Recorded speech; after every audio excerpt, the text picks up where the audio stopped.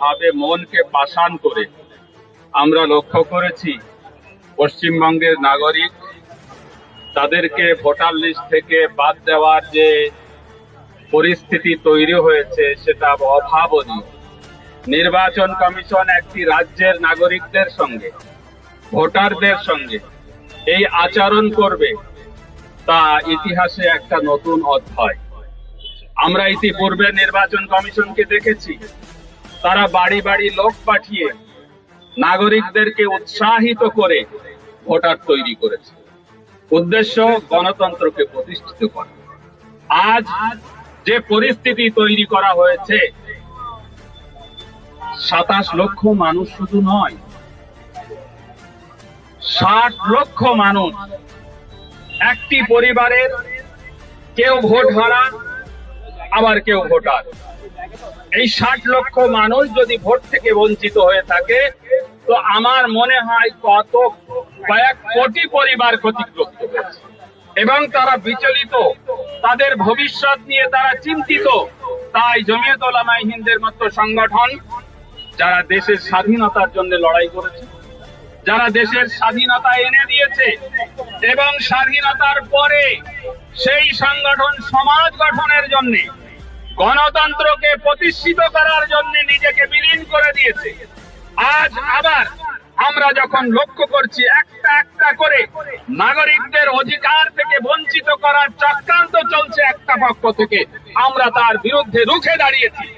আমরা দেখতে চাই তাদের কতটুকু শক্তি। আমরা দেখতে চাই ভারতের নাগরিকদের প্রত্যেকটি নাগরিকের ধর্মীয় অধিকার, ন্যায্য নাগরিকত্বের অধিকার, ভোটের অধিকার কিভাবে তারা কেড়ে নিতে পারে, তার জন্য জমিয়ত উলামায়ে হিন্দ আজ ময়দানে নেমেছে। জমিয়ত উলামায়ে হিন্দ 100 বছরের ইতিহাস গড়েছে। আজও জমিয়ত উলামায়ে হিন্দ আছে এবং থাকবে। আমরা ন্যায্য অধিকার প্রত্যেকটি নাগরিকের জন্য আদায় করে একদিন আমরা সফলতা এনে দেব ভারতবর্ষের মাটিতে। এই সামান্য কথা বলে আমি আমার বক্তব্য শেষ করছি। মুফতি ইব্রাহিম সাহেব, পূর্ব না পশ্চিম?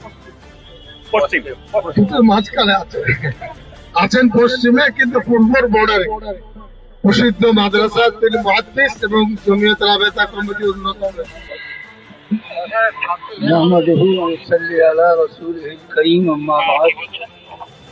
আমরা একটা গুরুত্বপূর্ণ বিষয় নিয়ে এখানে একত্রিত হয়েছি।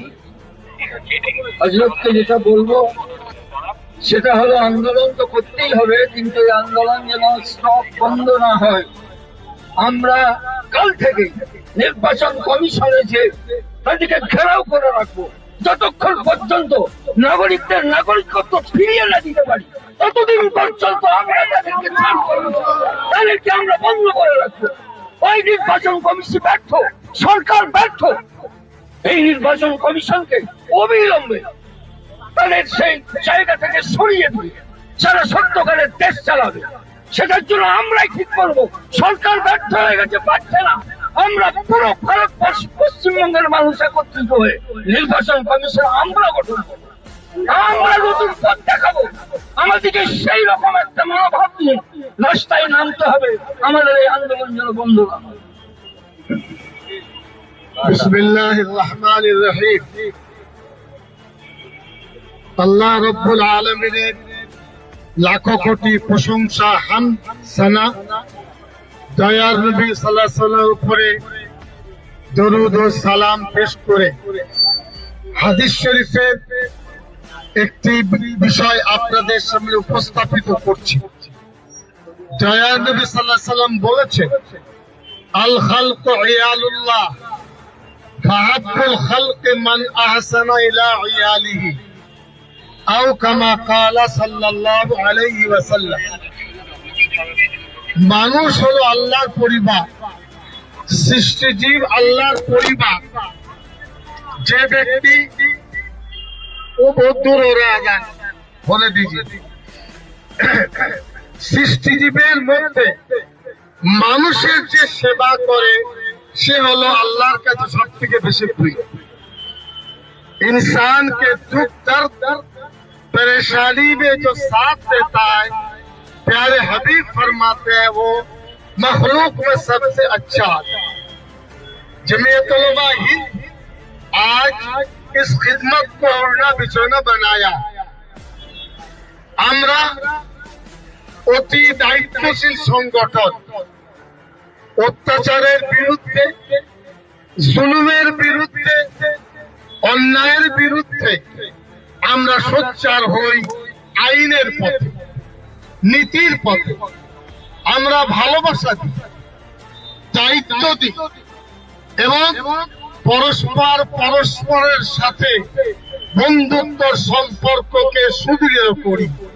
এটা হলো আমাদের দায়িত্ব, আমাদের কাজ। এছাড়া প্রথম হলো মিস ম্যাচ, নামের বানান, বয়সের বানান, একার ওকার, ই এ তার তফাৎ। তৃতীয় হলো অ্যাডজুডিকেশন, বিচারাধীন। থার্ড হলো যারা ডিলিট হয়েছে। 27 লক্ষ ভোটার বাদ। মনে হচ্ছে পশ্চিম বাংলায় যিনি